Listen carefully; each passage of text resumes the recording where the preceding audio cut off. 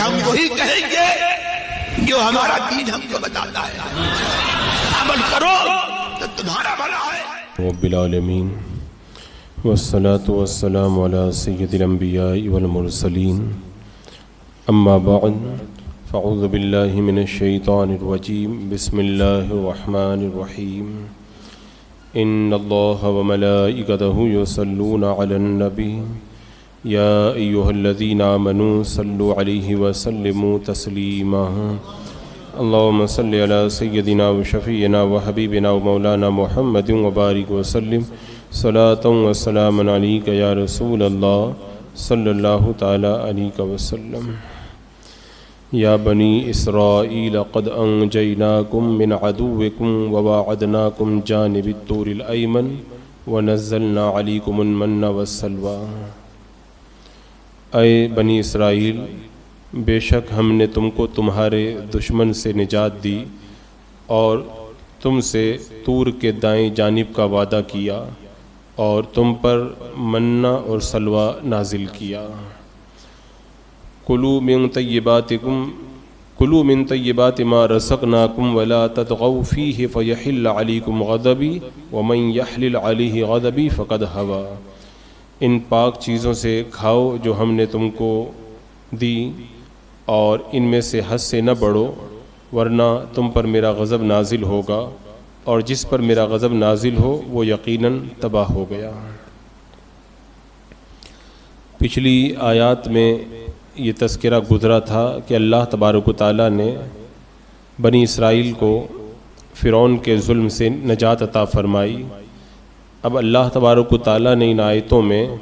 اپنی ان نعمتوں کا تذکرہ کیا جو اللہ نے بنی اسرائیل پر فرمائی تھی، تاکہ بنی اسرائیل ان نعمتوں کو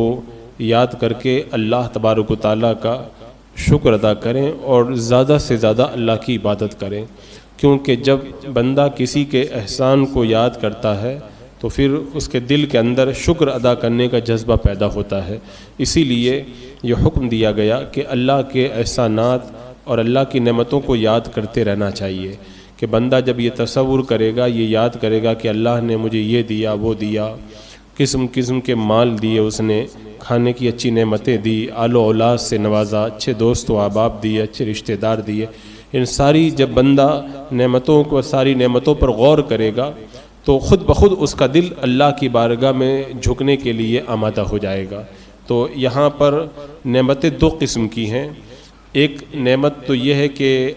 آلام اور مصائب اللہ تعالیٰ دور فرما دے، دوسری نعمت یہ کہ اللہ تعالیٰ خوشحالی اور راحتیں عطا فرمائے۔ ان دونوں میں سے ضرر کو دور کرنا یہ نعمت بڑی نعمت ہے، نفع پہنچانے پر مقدم ہے یہ نعمت۔ اسی لیے اللہ تبارک و تعالیٰ نے پہلے اسی نعمت کا ذکر کیا کہ اے بنی اسرائیل، ہم نے تم کو تمہارے دشمن سے نجات دی، کیونکہ فرعون ان پر ظلم ڈھاتا تھا، ان کے نئے پیدا ہونے والے بچوں کو قتل کر دیتا تھا اور ان سے گھٹیا اور بہت برے طرح کے جو ہے وہ کام لیا کرتا۔ پھر اللہ تبارک و تعالیٰ نے فرعون سے ان کو نجات عطا فرمائی، اس کے بعد میں ان کو جو نفع پہنچایا ان نعمتوں کا ذکر کیا۔ اب نفع ایک دنیا کا ہے اور دوسرا دین کا،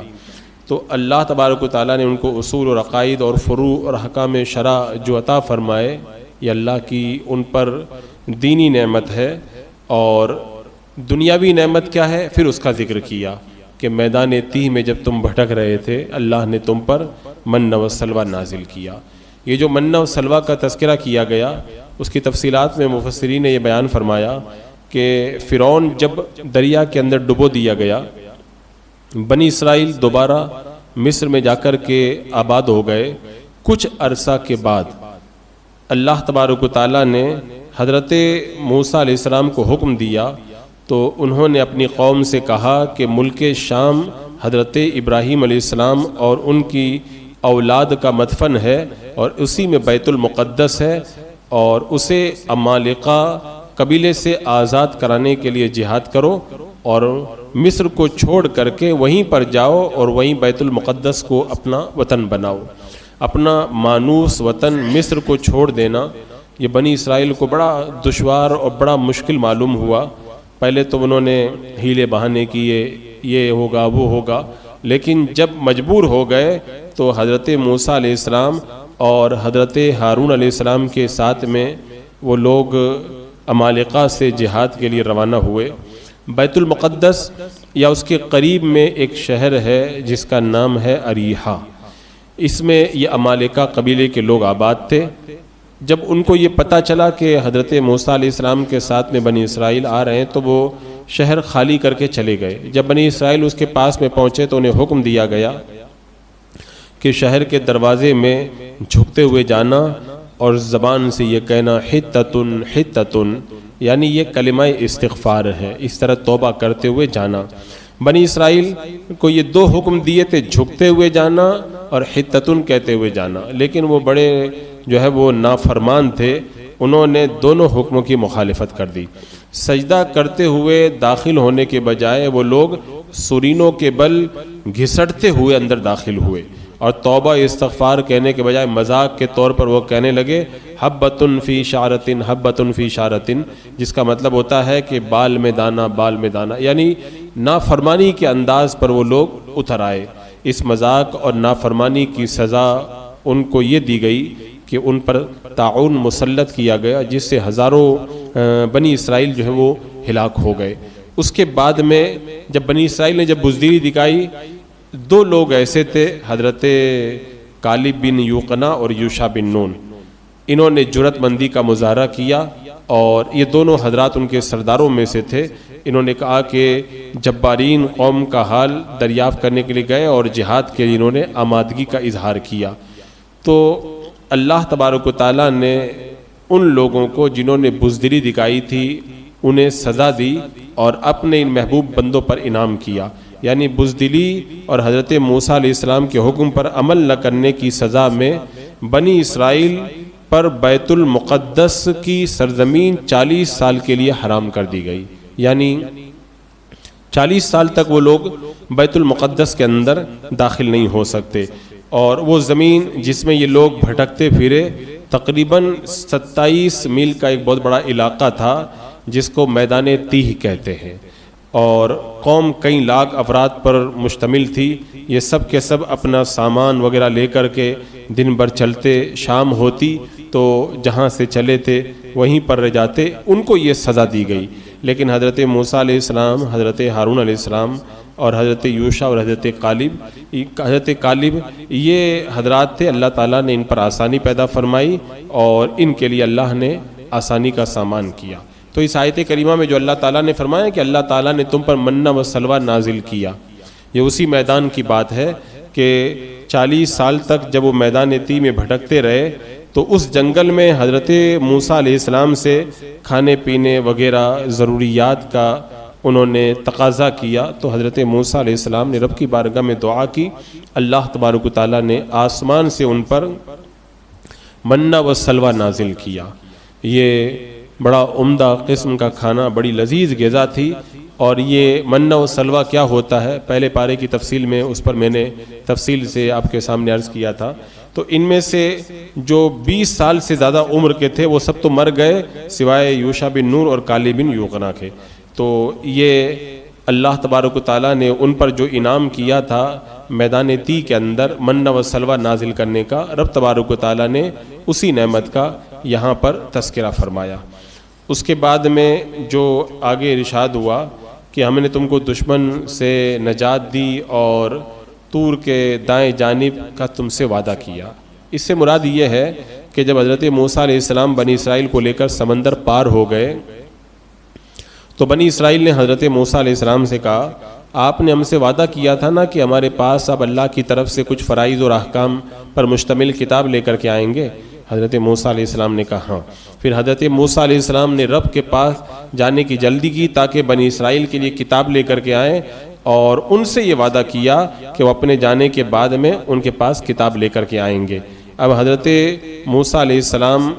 جب وعدہ کے مطابق گئے، اللہ تبارک و تعالیٰ نے ان کو توریت عطا فرمائی، تو اسی کا ذکر یہاں پر کیا گیا کہ ہم نے تم سے طور کے دائیں جانب کا وعدہ کیا تھا۔ وعدہ تو موسیٰ علیہ السلام سے تھا لیکن قوم کو بھی اس کے اندر شامل کر لیا گیا۔ اس کے بعد میں آگے جو یہ ارشاد ہوا کہ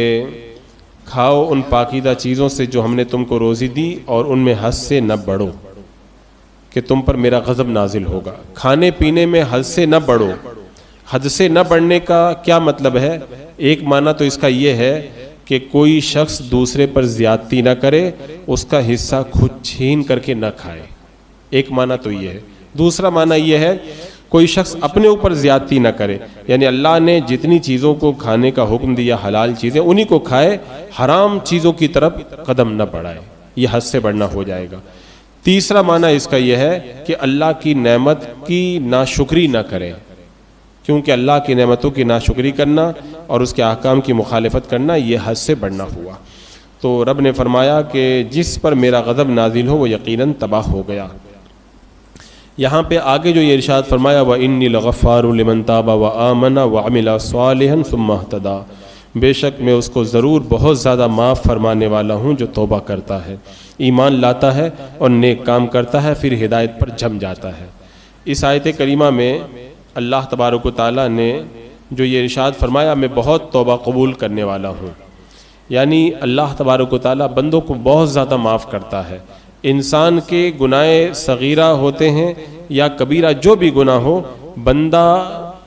بندے پر اللہ کی اتنی نعمتیں اور انعامات ہیں کہ صغیرہ گناہوں کو اللہ تبارک و تعالیٰ کبیرہ گناہوں سے بچنے کی وجہ سے معاف کر دیتا ہے، جیسا کہ رب تبارک و تعالیٰ نے قرآن پاک میں فرمایا ان تجتنبوا کبائر ما تنہون عنہ نکفر عنکم سیئاتکم، اگر تم ان کبیرہ گناہوں سے بچتے رہو گے جن سے تم کو منع کیا گیا ہے تو ہم تمہارے صغیرہ گناہوں کو مٹا دیں گے۔ تو یہ اللہ کا کرم ہی تو ہے کہ بڑے گناہوں سے بچیں، چھوٹے گناہ اللہ ایسے ہی معاف کر دیتا ہے۔ دوسری بات، صغیرہ گناہوں کو اللہ تعالیٰ نیک کاموں کی وجہ سے بھی معاف کر دیتا ہے، جیسا کہ اللہ تبارک و تعالیٰ نے فرمایا ان الحسنات یذہبن السیئات، بے شک نیک اعمال گناہوں کو دور کر دیتے ہیں۔ بندہ نیک کام کرتا ہے، جیسے وضو بناتا ہے تو اعضاء کے گناہ جھڑ جاتے ہیں، اسی طرح جو مسجد کی طرف چل کر کے آتا ہے اس چلنے کی برکت سے اللہ تعالیٰ گناہوں کو معاف فرما دیتا ہے، اور اللہ تعالیٰ خود فرماتا ہے وَهُوَ الَّذِي يَقْبَلُ التَّوْبَةَ عَنْ عِبَادِهِ وَيَعْفُو عَنْ سَيِّئَاتِ، وہی ہے جو اپنے بندوں کی توبہ قبول فرماتا ہے اور گناہوں کو معاف کرنے والا ہے۔ اور اللہ کا کرم تو اتنا زیادہ ہے کہ اللہ تعالیٰ نے فرمایا إِنَّ رَبَّكَ لَذُو مَغْفِرَةٍ لِلنَّاسِ عَلَى ظُلْمِهِمْ، بے شک آپ کا رب لوگوں کے گناہوں کے باوجود ان کو ضرور بخشنے والا ہے۔ ہم گناہ کرتے رہتے ہیں، اللہ تعالیٰ معاف فرماتا رہتا ہے۔ اب اس آیت کریمہ کی جو تلاوت کی گئی، اس آیت کریمہ میں اللہ تعالیٰ نے گناہوں کو بخشنے کے لیے 4 چیزوں کو بیان کیا۔ پہلی چیز توبہ، دوسری چیز ایمان، پھر اس کے بعد میں نیک عمل کرنا، اور چوتھی چیز ہے ہدایت پر جم جانا۔ تو گناہ کرنے کے اعتبار سے بندے کی 3 صفتیں ہیں، اور اللہ تبارک و تعالیٰ بھی جو ہے وہ بندے کی ان صفات کی طرح مقابلے میں 3 صفتوں کا ذکر فرماتا ہے، جیسے بندہ ظالم ہے، اور بندہ ظلوم ہے، اور بندہ ظلام ہے۔ تو یہ بندے کی 3 صفتیں ہیں، جیسا کہ اللہ تعالیٰ نے قرآن پاک میں فرمایا۔ تو اللہ تبارک و تعالیٰ نے بھی اپنی 3 صفتوں کو بیان فرمایا کہ بندہ اگر ظالم ہے تو اللہ تعالیٰ غافر ہے، بندہ اگر ظلوم ہے تو اللہ تعالیٰ غفور ہے، بندہ اگر ظلام ہے تو اللہ تبارک و تعالیٰ غفار ہے۔ یعنی بندہ بہت زیادہ ظلم اور گناہ کرنے والا ہے تو اللہ تبارک و تعالیٰ بہت زیادہ گناہوں کو معاف کرنے والا ہے۔ یہاں پہ جو غفار فرمایا، غفار کا معنی ہوتا ہے جو بار بار بندوں کے گناہوں کو بخش دے۔ تو جب بندہ گناہ کر کے بہت زیادہ اپنے نامہ اعمال کو گناہوں سے بھر لیتا ہے تو اللہ تعالیٰ کی مغفرت بھی بہت زیادہ ہو جاتی ہے۔ یہ جو غفار ہے غفر سے بنا ہے، یعنی غفر کا لغوی معنی ہے چھپانا۔ تو غفار وہ ہوتا ہے جو اپنے بندوں کے گناہوں کو چھپا لے اور اپنے کرم سے ان پر ثواب انڈیل دے۔ ایک حدیث پاک میں ہے، حضرت ابو ہریرہ رضی اللہ تعالیٰ عنہ بیان کرتے ہیں کہ اللہ کے رسول علیہ السلام اپنے رب تبارک و تعالیٰ سے روایت کرتے ہیں، اللہ تبارک و تعالیٰ نے ارشاد فرمایا میرا بندہ کوئی گناہ کرتا ہے، پھر کہتا ہے اے اللہ میرے گناہ کو بخش دے، تو اللہ تبارک و تعالیٰ فرماتا ہے میرے بندے نے گناہ کیا اور اس کو یقین ہے کہ اس کا رب ہے جو گناہوں کو بخشتا ہے اور وہ گناہوں پر گرفت بھی فرماتا ہے، وہ پھر دوبارہ گناہ کرتا، پھر کہتا ہے اللہ میرے گناہ کو بخش دے، تو اللہ تعالیٰ فرماتا میرے بندے نے گناہ کیا اور اسے یقین ہے کہ اس کا رب ہے جو گناہوں کو بخشتا بھی ہے اور گناہوں پر گرفت بھی فرماتا ہے، پھر وہ گناہ کرتا ہے اور کہتا ہے اے اللہ میرے گناہ کو بخش دے، تو اللہ تعالیٰ فرماتا ہے میرے بندے نے گناہ کیا، اسے یقین ہے کہ اس کا رب ہے جو گناہوں کو بخشتا بھی ہے، گناہوں پر گرفت بھی فرماتا ہے۔ تو رب نے فرمایا جو چاہے عمل کر میں نے تجھے بخش دیا ہے، جو چاہے عمل کر میں نے تجھے بخش دیا ہے۔ یہاں پہ جو یہ فرمایا گیا جو چاہے عمل کر میں نے بخش دیا ہے، اس کا یہ مطلب نہیں ہے کہ تو خوب گناہ کرتا رہے، نہیں۔ حضرت یحییٰ بن شرف نووی رحمۃ اللہ تعالی علیہ فرماتے ہیں کہ بندہ اگر 100 یا 1000 بار یا اس سے زیادہ بار بھی گناہ کرے اور ہر بار توبہ کرے تو اس کی توبہ قبول ہوگی، اس کے گناہ کو اللہ تعالیٰ مٹا دے گا۔ اگر تمام گناہوں سے ایک ہی بار میں توبہ کرے تبھی اللہ تعالیٰ اس کی توبہ کو قبول فرما لیتا ہے۔ تو جو یہ فرمایا تو جو چاہے عمل کر میں نے بخش دیا، اس کا مطلب یہ ہے جب تک تو گناہ کرنے کے بعد توبہ کرتا رہے گا میں معاف کرتا رہوں گا، یہ مراد ہے۔ اس کا یہ مطلب نہ سمجھا جائے کہ اللہ تعالیٰ نے چھٹی دے دی ہے کہ جو چاہو گناہ کرتے رہو، نہیں، بلکہ یہ مطلب ہے کہ گناہ اگر تم سے ہوتے رہیں گے نادانی کی وجہ سے تو اللہ تبارک و تعالیٰ ان کو معاف کرتا رہے گا۔ اچھا ایک چیز اور یہاں پر یہ بھی ذکر کی گئی کہ بندہ جو ہے وہ گناہ کرے اور اس کے بعد میں اللہ کی بارگاہ کے اندر توبہ کر لے تو رب نے کیا فرمایا کہ بے شک میں اس کو ضرور معاف کرنے والا ہوں جو توبہ کرتا ہے، ایمان لاتا ہے، نیک کام کرتا ہے، پھر ہدایت پر جم جاتا ہے۔ ہدایت پر جمنے کا کیا مطلب ہے؟ تو ہدایت پر جمنے کا مطلب عطا نے یہ بیان کیا کہ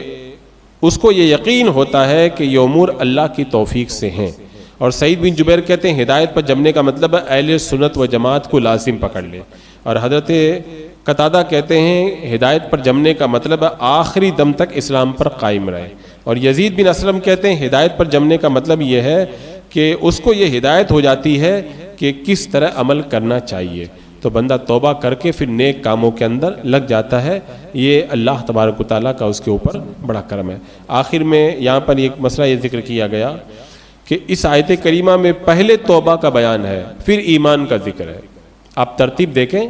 توبہ کا ذکر پہلے ہے اور ایمان کا ذکر بعد میں ہے۔ اس سے یہ پتہ چلا کہ ایمان لانے سے پہلے ضروری ہے کہ بندہ کفر سے توبہ کرے۔ معاذ اللہ کوئی کفر کر کے اگر ایمان لے آئے اور کفر سے توبہ نہ کرے تو پھر اس کا ایمان مقبول نہیں ہوگا۔ اگر انسان نے کوئی کلمہ کفر بک دیا ہے تو صرف کلمہ پڑھنے سے مسلمان نہیں ہوگا جب تک کہ کلمہ کفر سے توبہ نہ کرے۔ اسی طرح اگر کوئی شیعہ، رافضی، دیوبندی، وہابی، سنی بننا چاہے تو پہلے اپنے غلط عقائد سے توبہ کرے پھر کلمہ پڑھ کے مسلمان ہو سکتا ہے۔ عیسائی ہے اگر مسلمان ہونا چاہتا ہے پہلے اپنے غلط عقائد سے توبہ کرے، برات کا اظہار کرے، پھر اس کے بعد میں ایمان لائے تو اس کو قبول کیا جائے گا۔ تو اس سے یہ پتہ چلا کہ توبہ کرنے کے بعد ہی ایمان مقبول ہے۔ اگر بندہ بغیر توبہ کیے ہوئے ایمان لاتا ہے تو یہ اس کا ایمان مقبول نہیں ہے جب تک کہ اپنے برے عقائد سے برات کا اظہار نہ کر دے۔